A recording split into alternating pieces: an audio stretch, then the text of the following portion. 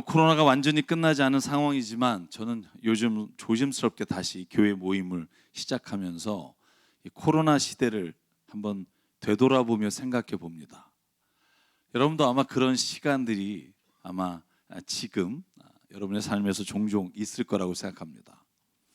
그러면서 제 마음에 드는 생각은요, 왜 이단들은, 또 미신적이고 열광적인 형태의 교회 성도들은 이 코로나 기간에도 코로나 감염 같은 건 신경 쓰지도 않고 오히려 더 몰래 비밀리에 모여서 기도하고 예배드리고, 여러분 SNS 영상을 보시는 분들, 유튜브를 보신 분들은 얼마나 많은 사람들이 함께 모여서 기도하고 예배하는지 저는 그 장면을 볼 때마다 이렇게 소름 끼칠 때가 있어요. 여러분, 우리가 비난하잖아요. 마스크도 안 끼고 방역에 협조도 안 하고. 우리가 그 국가 시책을 따라서 바라보면, 그리고 한 사람의 생명을 보고 바라보면 저도 마땅히 잘못된 일이라고 생각합니다. 근데 또 한편으로 생각해 보면 왜 그들은 그렇게 지금도 사회적 거리 두기가 끝나자마자 정말 수천 명, 수만 명이 모여서 집회를 하고 은혜를 받고 하나님의 인도하심을 구하고 사는데 왜 우리에게는 그런 모습들이 나타나지 않을까? 제가 몇 개의 동영상을 공유할까 생각했어요. 이렇게 모여서 기도하는 모습들. 근데 제가 안 하는 게 낫겠다는 생각을 했어요.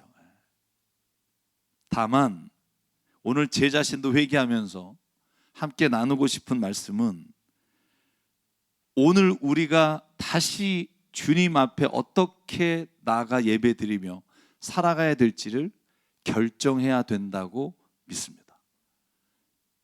여러분, 악화가 양화를 구축한다라는 말이 있습니다. 아마 여러분도 흔히 들었을 겁니다. 여러분, 이 말은 원래 경제 용어입니다. 원래 16세기의 영국의 경제학자인 토머스 그레샴이라고 하는 사람이 자기의 이론을 얘기하다가 그것을 말한 문장 중에 인용해서 1858년에 스코틀랜드의 한 경제학자가 이 이론을 그레샴의 법칙이라고 해서 발표했어요. 그래서 그레샴의 법칙이라고 해요. 여러분, 악화가 양화를 구축한다라는 말은 우리가 오해의 여지가 많아요. 왜냐하면 구축이라는 단어 때문에. 구축이 뭔가 세운다라는 뜻을 가지고 있잖아요. 그래서 진지를 구축한다 그러면 막 이렇게 군대에서 뭘 이렇게 세운다는 뜻인데, 여기는 완전히 반대음입니다. drive out입니다. 그러니까 뭔가를 쫓아낸다는 거예요. 그래서 영어로 하면 그 뜻이 이렇게 되어 있습니다. Bad money drives out good. 원래 이 의미는 이런 거예요. 여러분, 돈이라는 게 있어요. 주화. A와 B가 있어요. 근데 A는 금으로만 만든 거예요. 그리고 B는 합금이에요. 근데 두 개가 통용되는 가치가 똑같다고 하면 모든 사람은 좋은 순금은 집에 두고 A는 집에 두고 B라고 하는 합금, 조금 불순물이 들어간 떨어진 걸 통용할 거라는 거예요. 그래서 결국은 이 악화가 통용이 되고 양화는 자기 주머니에 들어가서 우리의 보이는 건 악한 거밖에 안 본다. 이 악하다는 말이, 여러분, 우리가 돈을 얘기할 때 좀 다른 얘기지만 질이 나쁜 동전이 세상에 돌아다니게 된다는 거예요. 이걸 우리가 통용해서 이렇게 말합니다. 세상에는 나쁜 게 한 번 자리를 잡으면 좋은 것들 다 쓸어버린다는 거예요. 악화가 양화를 구축한다는 거예요. 관용적인 표현으로 말하면 우리가 사회에서 보면 나쁜 사람들이 더 영향력을 끼치게 되고 나쁜 집단이 오히려 더 인정받는 경우가 있다는 거예요. 여러분, 의학적으로 암이 그런 것 같아요. 암이 한번 세포에 들어오면 정상세포를 구축해버려요. 쓸어내버려요. drives out 해버려요. 정치가 그런 것 같아요. 멀쩡한 사람이 정치판에만 들어가면 아주 이상한 사람이 돼요. 죄송해요. 제가 이렇게 해서 혹시라도 오해의 여지가 없기를 바랍니다. 답답해요. 저 사람이 들어가서 왜 저거밖에 못하지? 그런데 여러분, 저는 이 땅의 교회 현실을 보면 이 그레샴의 법칙이 정말 맞다는 생각을 하게 돼요. 제가 CTS 방송을 하다 보면 제가 만나는 목회자나 교회는요, 너무나 훌륭한 분이 많아요. 존경할 만한 분, 진짜 좋은 교회, 정말 헌신을 다해 섬기시는 목사님들, 주님 뜻대로 살려고 발버둥 치는 교회, 정말 적은 것으로도 하나님께 영광 돌리기 위해 사회 이곳저곳을 섬기는 교회들이 너무나 많아요. 여러분, 그런데 사회에서 보이는, 우리의 눈에 보이는 교회들은 좋은 교회가 아니라 좀 이상한 교회들이 더 활개치고 더 잘 되는 것처럼 보여요. 성경 말씀을 잘못 해석하고 잘못 적용하고 세상에 인기몰이하는 교회가 마치 이 한국의 교회를 대표하는 것처럼 방송에 나와서 얘기하는 장면들을 너무 많이 봐요. 왜 그럴까요? 새사람교회 성도 여러분, 왜 이 땅의 교회들 가운데 악화가 양화를 구축하는 걸 그대로 우리가 보고 있나요?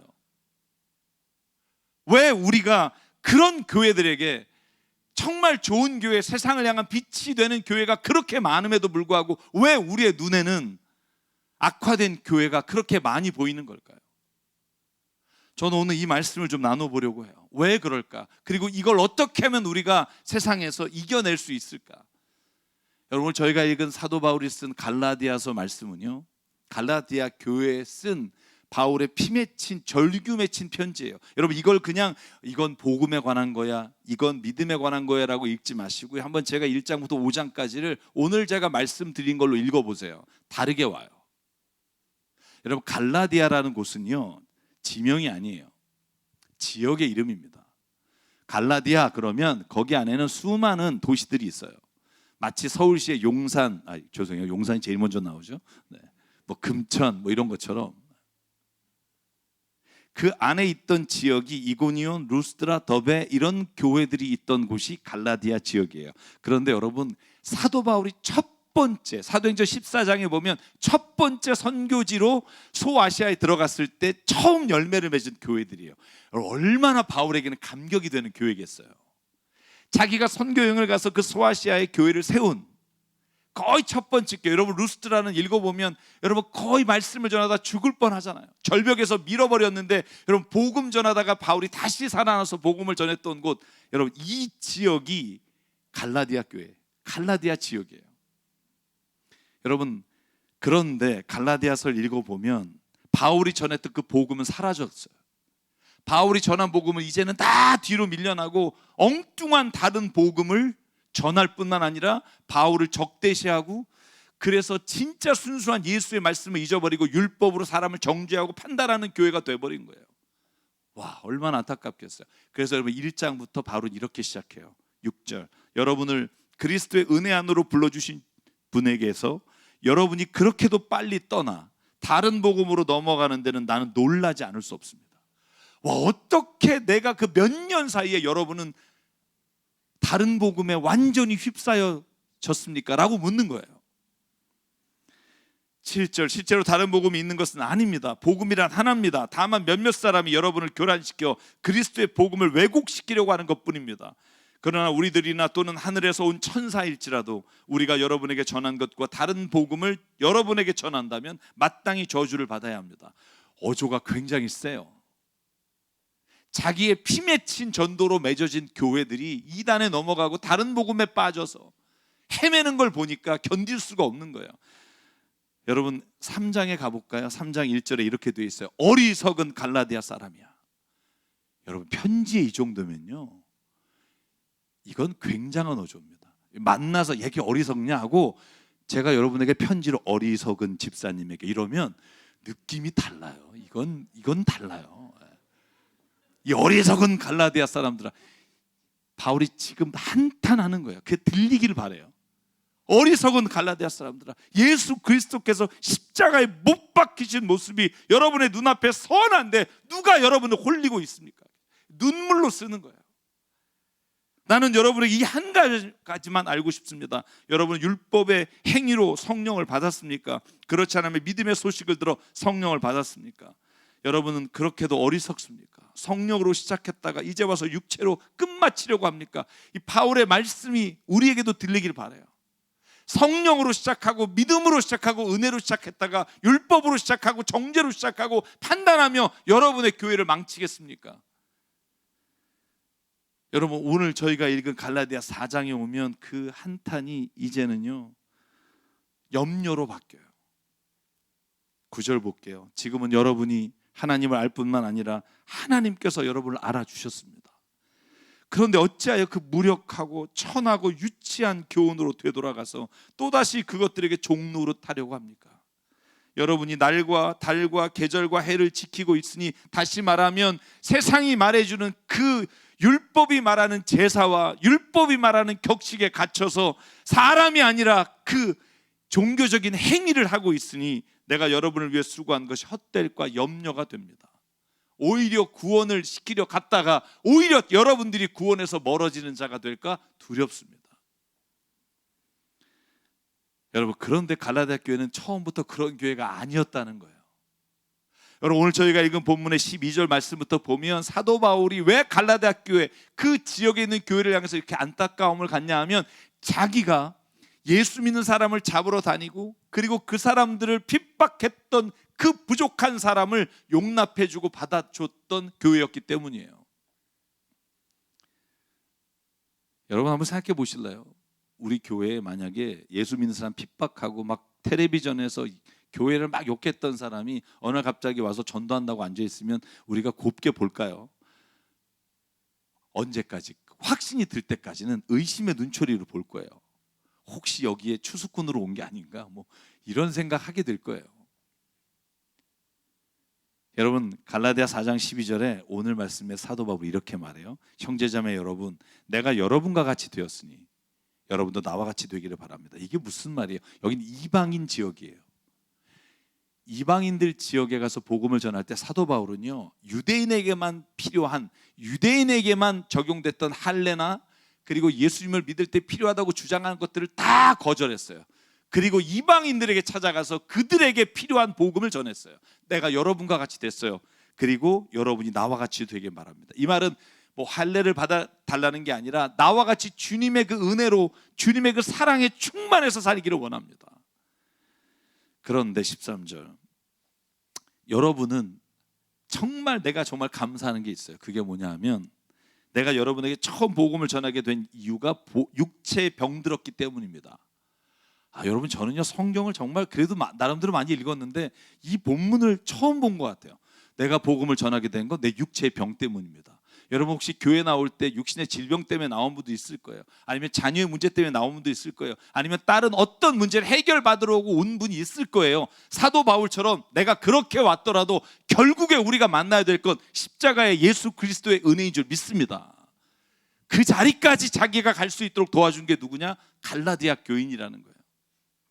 여러분, 사도행전 9장에 보실래요? 제가 1절부터 8절 길어서 다 읽진 않겠지만, 여러분, 바울이 예수 믿는 사람을 잡으러 가다가 다마스커스에 가는 길에 하나님의 음성을 들어요. 예수께서 부르십니다. 여러분, 3절에 보면 빛이 비추면서 땅에 엎드려졌을 때 사울아 사울아 네가 왜 나를 핍박하느냐 그랬더니 바울이 물어요. 주님 누구십니까?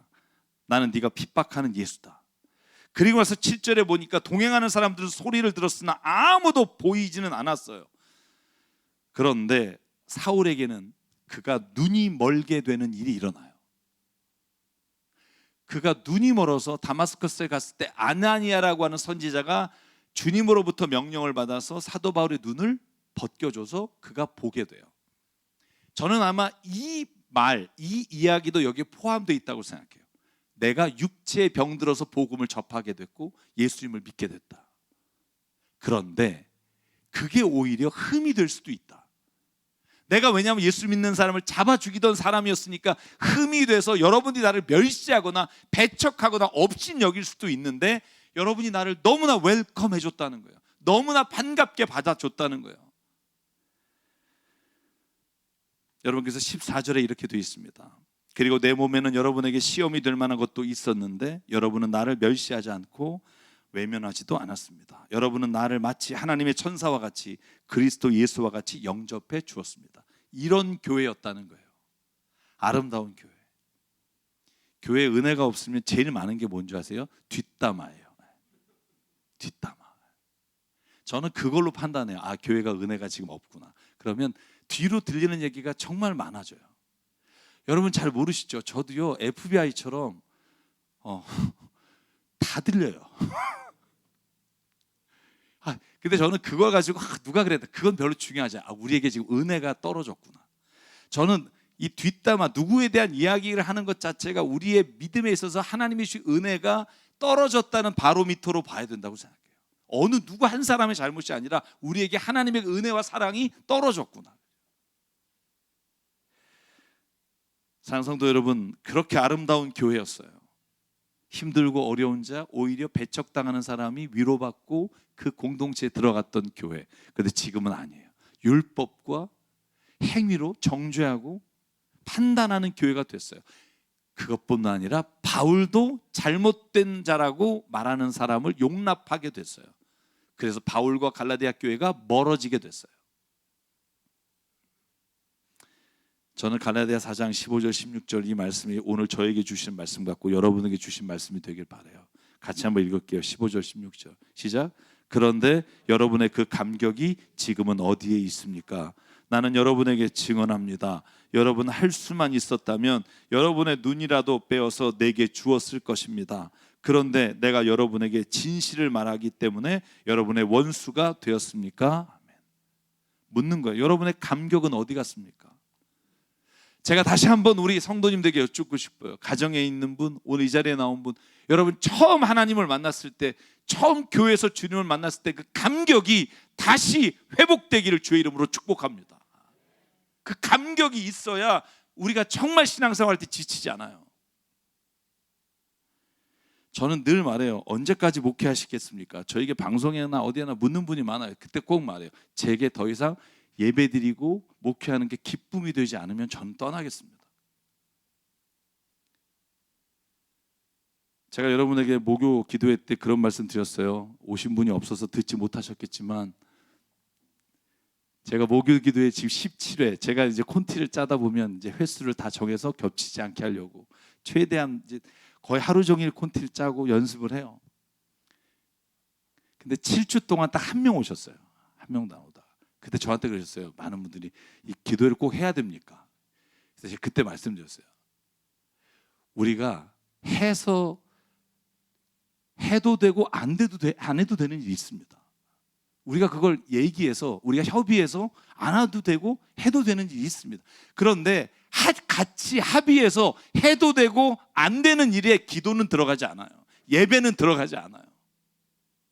우리가 행사는 할 수도 있고 안 할 수도 있어요. 선물은 줄 수도 있고 안 줄 수도 있어요. 비싼 거 줄 수도 있고 싼 거 줄 수도 있어요. 미안해요. 성가대 한 번도 선물 안 줬네. 지금 쳐다보면서. 그러나 여러분 포기하지 말아야 될 거 기도예요. 포기하지 말아야 될 거 예배예요. 포기하지 말아야 될 거 주의 말씀을 읽는 거예요. 이거는 사람이 없다고 시간이 없다고 우리가 해도 되고 안 해도 되는 게 아니라고요.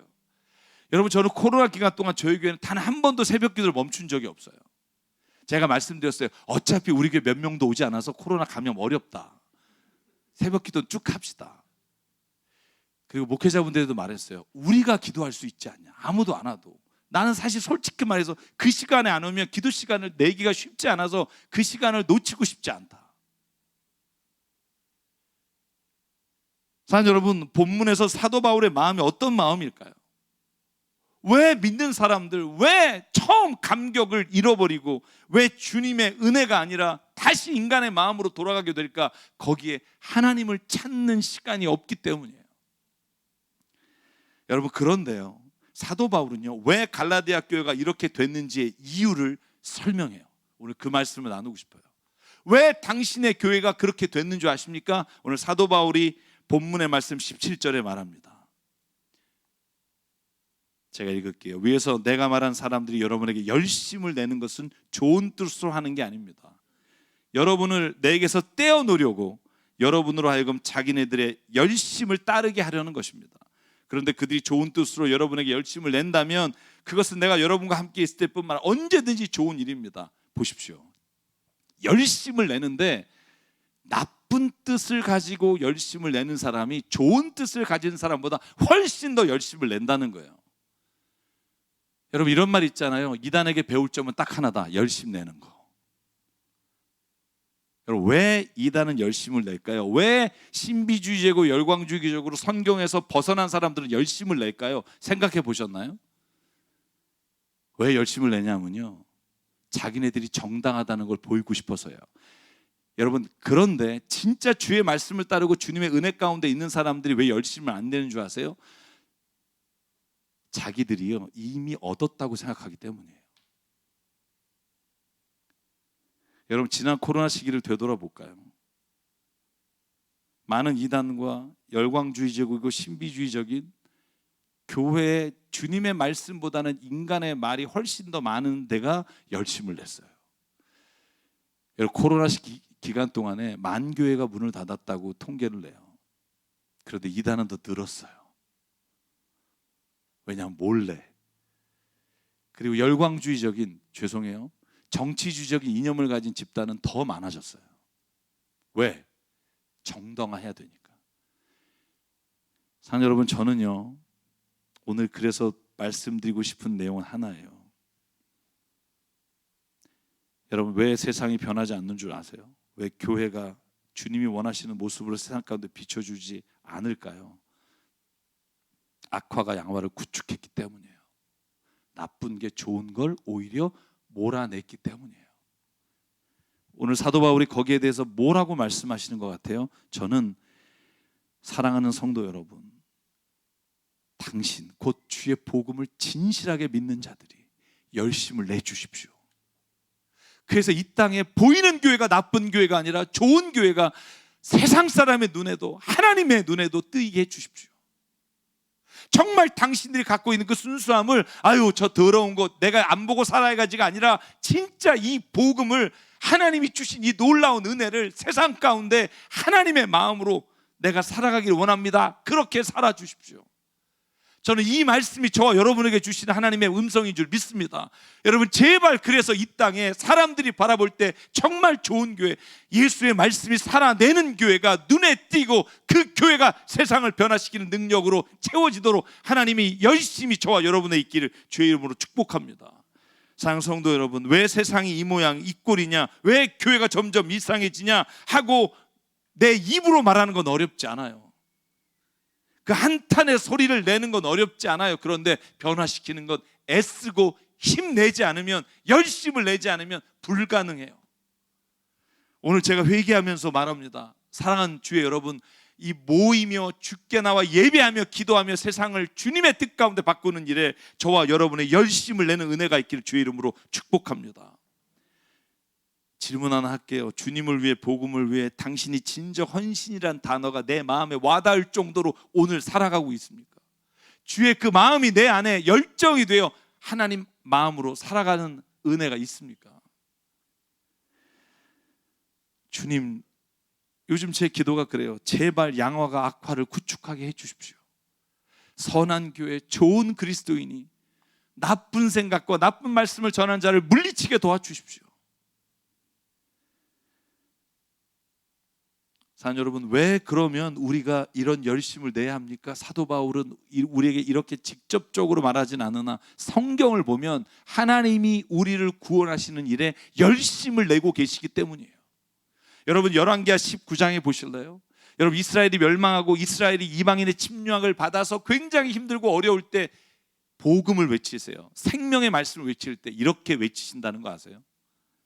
유다 사람들 가운데서 환난을 피하여 살아남은 사람들이 다시 땅 아래로 깊이 뿌리를 내리고 위로 열매를 맺게 할 것이다. 살아남은 사람들이 예루살렘으로부터 나오고 환난을 피한 사람들이 시온산에서부터 나올 것이다. 나 주의 열심히 이 일을 이룰 것이다. 아멘.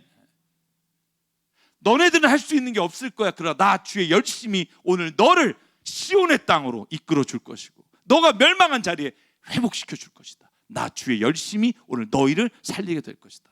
여러분, 이 주의 열심이 어디까지 가는지 볼까요? 여러분, 이사야 9장이에요. 이 열심이 평화의 왕 예수 그리스도 메시아 구원자를 내가 이 땅에 보내주겠다. 그를 놀라우신 조언자, 전능의 하나님, 영존하신 아버지, 평화의 왕이라고 부를 것이다. 그런데 이걸 뭐라고 써 있는 줄 아세요?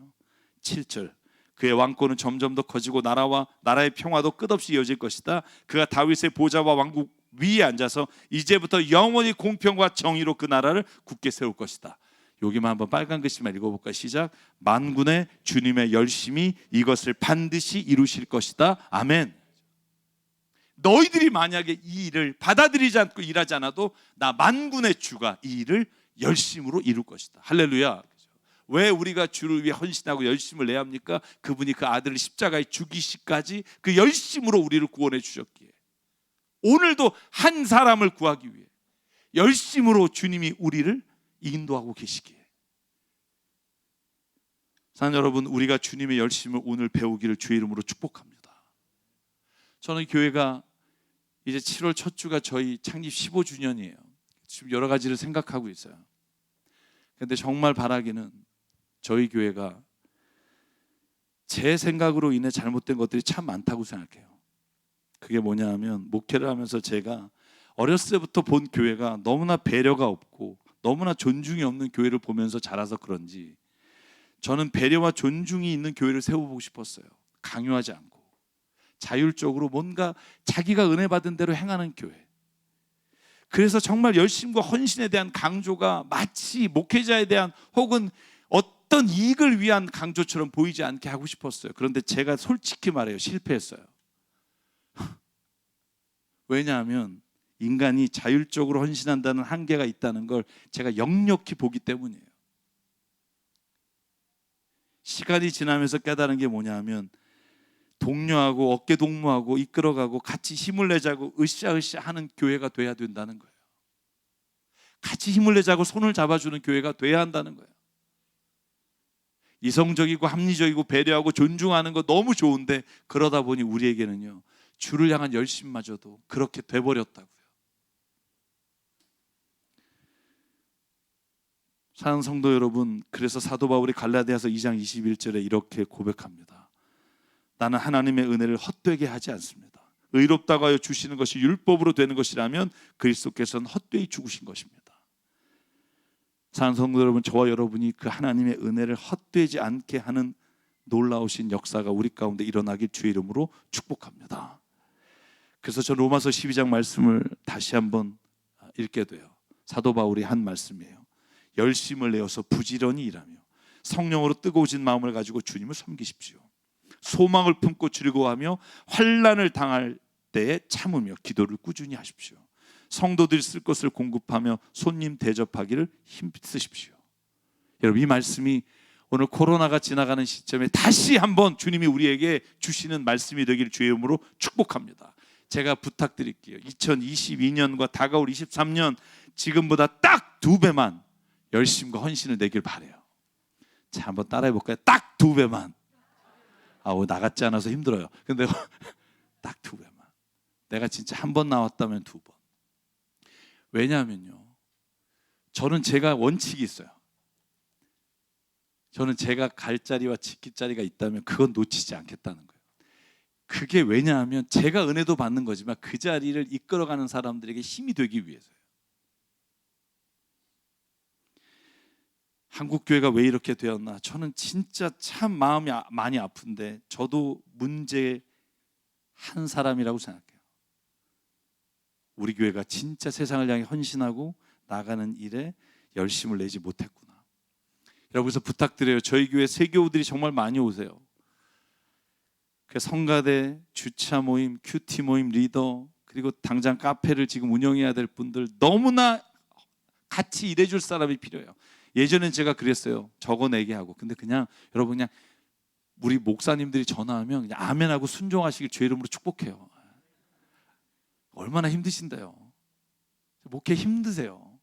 다른 게 힘든 게 아니라 일이 많고 뭐 이런 건 얼마든지 하는데, 성도분들이 목회자들의 이 말할 때 너무나 힘들다는 거예요. 여러분, 우리 교회 기도를 지금 목회자들만 돌아가면서 지금 1년째 하잖아요. 부탁을 드리면 너무 겸손하세요. 전 아직 기도할 때가 아닙니다. 누가 하냐고요. 헌신하자고요. 여러분, 기도 한 구절을 쓰는 순간이 은혜예요. 기도 한 페이지를 내가 만들면서 쓴 저 설교를 제가 딱 A4로 13장을 만들어서 빨간 줄 파란 줄 이렇게 한 4-5번을 하면서 제가 은혜를 받아요. 기도가 은혜예요. 여러분이 헌신이 은혜예요. 제가 이걸 정말 스스로가 깨닫고 하기를 바라지만 제가 오늘 말씀드려요. 이걸 해보시라고요. 헌신할 때 주시는 은혜는요, 정말 세상이 바꿀 수 없어요. 제가 다른 그 CBMC라는 모임에 가서 이런 말씀을 드린 적이 있어요. 우리가 같이 커피를 마시면서 봉사와 돈 내고 내가 일해서 돈 받는 일과 내가 전적으로 돈 내고 봉사하는 거의 차이가 뭔지 아세요? 회사 일보다 봉사가 힘들어요. 여러분 6월 달에 우리 몇 분이 저와 함께 에버랜드 가서 장애인분들 모시고 지금 다 10명을 이렇게 해야 돼요. 제가 여러분의 그런 거 얘기 안 해요. 근데 이제 얘기하려고요. 가는 사람만 가는 거 아니고 여러분도 좀 같이 갔으면 좋겠고요. 여러분 왜 다른 줄 아세요? 돈을 받는 일은요, 내가 한 시간에 얼마 받고 하루에 얼마 받고 한 달에 얼마 받는다는 게 있어서 내가 노력했고 열심히 했는데 그거밖에 안 주니까, 여러분 내가 아무리 해도 내가 그 대가를 요구하고 하는 일이라 여러분 기쁘지 않을 때가 많아요. 여러분 봉사는요, 헌신은요, 제가 지난달에도 제가 노숙자분들 짜장면 봉사 다녀오고, 올해도 지금 내일 모레 저희 몇 분과 함께 희락원이라고 하는 정신지체를 방문해서 그 아이들과 11시부터 놀아요. 예배드리고 찬양하고. 다음 달에 저희가 에버랜드 가요. 인원이 부족할 때가 있어요.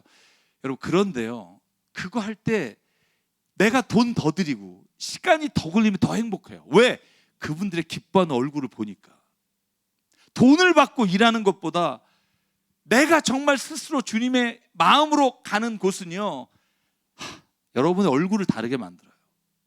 저는 이 기쁨이 우리 안에 회복되기를 바라요. 여러분 여기 와서 청소하시고, 여기 와서 커피 내리고, 여기 와서 주차 봉사하고, 여기 와서 헌신하는 일이, 여러분 저 집사는 안 하는데 왜 내가 해야 될까로 보면 그건 정말 어떻게 보면 내가 더 낮은가라는 기준이 될 거예요. 그런데요, 하나님이 오늘 나를 보시고 하나님의 주신 은혜를 가지고 한다고 생각하면 결코 내가 더하는 게 아니라 부족한 마음으로 가요. 그걸 뭐라 그래요? 성령이 주신 은혜예요. 다른 사람을 바라보면서 하는 헌신이 아니라 주님을 바라보면서 헌신이에요. 여러분 이단들이 자랑하는 게 뭔 줄 아세요? 제가 4가지만 뽑았어요. 제가 요것만 하고 마칠게요. 자신들이 전 세계에서 봉사상 받았다고 써붙인 이단이 있어요. 영국 엘리자베스 여왕이 주셨대요, 봉사상. 누군지 아실 거예요. 그리고 실질적으로 그분들은요 그렇게 해요. 여러분 진짜 작년에 어려울 때, 코로나 아무도 밭일 안 도와줄 때, 여러분 이단 신천지나 하나님의 교회들이요 버스로 내려가서 대형 버스로 그 마을 전체를 다 농경장 해줬어요. 그러니까 사람들이요 교회를 향해서 니들만 잘 지내는, 이단들의 자랑은요 어떤 일이 있어도 예배를 자기들은 포기하지 않는다는 거예요. 이단들의 또 하나의 자랑은 자신의 시간보다 주님의 일에 열심을 낸다는 거예요. 이단들은 어렵고 힘든 이웃을 향해 자기는 섬김을 한다는 거예요. 여러분 이걸 뺏기지 말자고요. 왜냐하면 이건 예수께서 이 땅에서 하신 일이잖아요. 힐링, 티칭, 프리칭. 예수께서 병든 자를 고치셨고, 말씀을 전하셨고, 선포하셨고, 가르치셨다. 여러분 이걸 세상의 다른 것에 뺏기는 순간 악화가 양화를 구축하게 돼요. 사랑 여러분, 저와 여러분이 이 땅에서 주어진 시간이 얼마나 있는지 누가 알겠어요? 하나님의 그 거룩하시고 좋으신 뜻이 이 악화, 나쁜 것을 몰아내는 은혜와 헌신이 저와 여러분에게 있기를 주의 이름으로 축복합니다. 큐티 나눔 모임에 참여하십시오. 다음 주와 다다음 주에 여러분에게 그걸 소개해 드리려고 해요. 간증도 하려고 해요. 얼마나 주의 말씀을 나누는 게 은혜인지를. 정말 여러분이 그걸 함께 하면서 받는 은혜, 시간을 뺏기고, 알아요. 여러분이 성격에도 안 맞는 사람과 이야기 나누고 쉽지 않은 거 알아요. 그런데 한번 해보시라고요. 주의 은혜를 나눈 자가 얼마나 그 은혜 가운데 하나님이 살아계심을 서로가 고백할 수 있는지 부탁합니다. 여러분 축복의 사람이잖아요. 주님이 여러분을 구원해서 불러주셨잖아요. 그 열심으로 우리가 다시 은혜를 입었잖아요. 그렇다면 저와 여러분이 그 은혜로 이 땅에 주의 축복을 전하는 자가 되기를 소망합니다. 제가 오늘 이 찬양을 계속 부르려고 해요. 찬양의 가사가 이래요. 주께 힘을 얻고 그 마음에 시온의 대로가 있는 그대는 하나님의 축복의 사람이죠. 주님 그대를 너무 기뻐하시죠. 주님 집에 거하기를 사모하고 주를 섬기는 사람, 그 사람은 축복의 사람이죠. 그대 섬기는 아름다운 찬송, 그대 헌신은 향기로운 기도, 그대가 밟는 땅 어디에서라도 주님의 이름이 높여질 거예요. 아멘.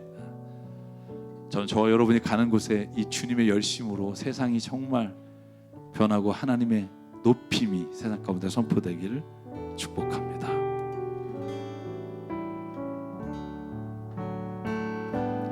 주께 힘을 얻고 그 마음에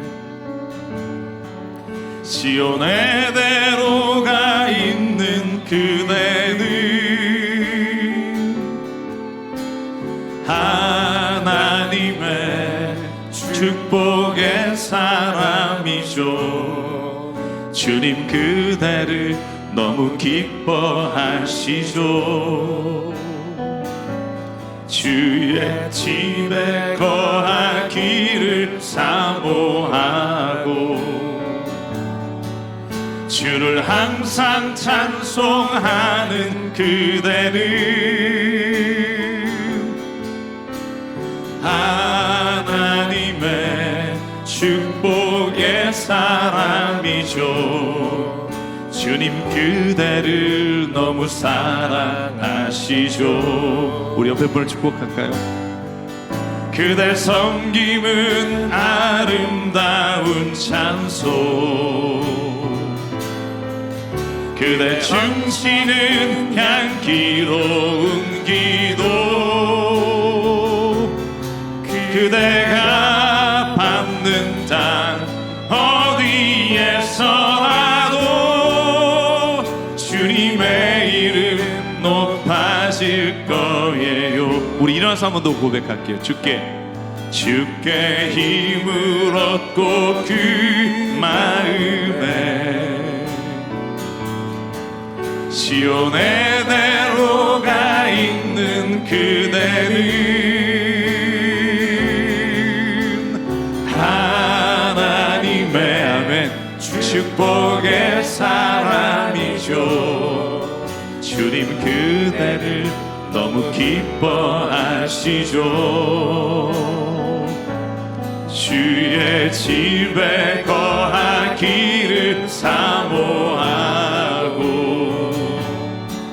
주를 항상 찬송하는 그대는 하나님의 축복의 여러분 축복합니다. 아멘. 주님 그대를 너무 사랑하시죠. 그대 섬김은 아름다운 찬송. 우리의 섬김이 주님을 감동하길 원합니다. 그대 헌신은 향기로운 기도, 그대가 밟는 땅 어디에서라도 주님의 이름 높여질. 그대 섬김은 옆에 불을 축복합니다. 아멘. 그대 섬김은 아름다운 찬송. 아멘. 그대 헌신은 향기로운 기도, 그대가 밟는 땅 어디에서라도 주님의 이름 높아질 거예요. 우리 함께 기도하실 때 하나님 내 안에 다시 그 감격이 있기를 원합니다. 내가 정말 주님 앞에 나와 주님의 말씀으로 무릎 꿇고 헌신하며 주님의 이름으로 열심을 냈던 그 감격이 하나님 우리 교회 성도들 안에 회복되기를 원합니다. 오늘 이 시간 기도할 때 주님 내 안에 그 마음을 주시고 그리고 내가 축복의 통로가 되어 누군가에게 주님의 이 열심과 복음이 전해지는 하나님 은혜의 통로가 되기를 원한다고 이 시간 우리가 말씀을 기억하며 한 목소리로 우리가 이 시간 결단하며 기도하겠습니다. 사랑과 은혜 하나님 감사합니다. 오늘 이 시간 주님 앞에 나와 예배하며 기도합니다. 아버지 우리 교회 기도 소리가 하나님 날마다 하나님 이 성당과 이 예배당을 채우게 하여 주시고 아버지 우리의 말씀을 읽는 소리가 우리가 축복하는 소리가 하나님 우리 교회 안에 날마다 더 있게 도와 주시옵소서. 아버지 하나님 간절히 기도합니다. 하나님 우리가 나의 힘이 아니라 하나님의 마음으로 하나님의 아버지 정말 간절히 기도합니다. 우리 교회가 다시 일어나 하나님 세상 가운데 빛과 소음이 되게 하여 주시옵소서. 하나님 하나님 교회 안에 자그마한 일과 아버지 맡겨진 일에 충성과 은총으로 하나님의 일을 감당하게 도와주시옵소서. 아버지 예배 자리, 기도의 자리, 하나님이 원하시는 그 자리가 하나님 오늘 나에게 주시옵소서. 교회 자리에 하나님 기억하게 하시고 그 자리에서 하나님 말씀과 주님 살아계신 주의 은혜가 성령의 인도를 충만하도록 아버지 하나님 역사하여 주시고 은혜 내려 주시옵소서. 만져주시고 채워주시옵소서. 아멘.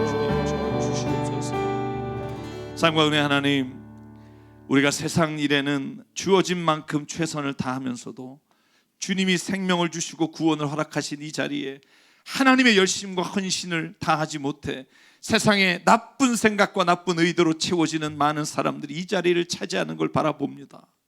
하나님, 우리에게 다시 주님 열심과 주의 헌신이 우리 안에 충만하게 도와 주시옵소서. 교회 안에 하나님 기도하는 자리, 예배하는 자리, 말씀을 나누는 자리, 큐티를 나누는 자리, 이 자리가 나를 위한 축복의 자리인 것을 보게 하여 주시고 하나님 주저없이 주님의 일에 내가 아멘하며 나가는 자 되게 인도해 주시옵소서. 주저하는 자가 아니라 헌신하는 자가 되게 하시고 지켜보는 자가 아니라 먼저 하나님의 일에 말씀과 능력으로 행하는 자 되게 하여 주시옵소서. 하나님, 이 땅에 정말 어렵고 힘들고 살아있는 것만으로도 한탄과 탄식으로 살아가는 많은 사람이 있습니다. 하나님, 우리 교회에 섬기는 기회를 주시고 그 은혜를 주신 사람들만이 아니라 하나님 우리 교회 전부들이 모든 교우들이 함께 그 일을 해나갈 수 있게 은혜를 부어주시고 우리 안에 그 일을 통해 세상의 사람들이 교회가 모처래가 아니라 교회가 진짜 이 세상에 꼭 필요한 정말 하나님의 살아계심을 증거하는 곳이라는 고백을 해나갈 수 있는 교회가 되게 하여 주시옵소서. 오늘 우리에게 생명과 시간과 달란트와 물질을 주셨음에 감사하며 이 시간 주님께 물질을 드립니다. 하나님, 기도합니다. 코로나로 인해 하나님 헌금을 드리던 것을 멈춰 하나님 우리가 하나님의 일을 멈추지 않게 하시고 하나님 우리의 헌신과 열정이 떨어져 주님 더 이상 교회가 하나님의 뜻을 이루지 못하는 일 없게 주께서 인도하여 주시옵소서. 이제는 우리 주 예수 그리스도의 은혜와 하나님 아버지의 무한하신 사랑과 성령님의 감동과 아마 충만 교통 위로하심이 오늘 시간 다시 주님의 열심과 헌신으로 살아가기를, 그 감격을 잃어버리지 않기를 소망하는 여기 있는 한 분 한 분 머리 위에 그 가정과 일터 위에 주님 세우신 새사람 교회 위에 지금부터 영원토록 함께 하시기를 간절히 축원하옵나이다. 아멘.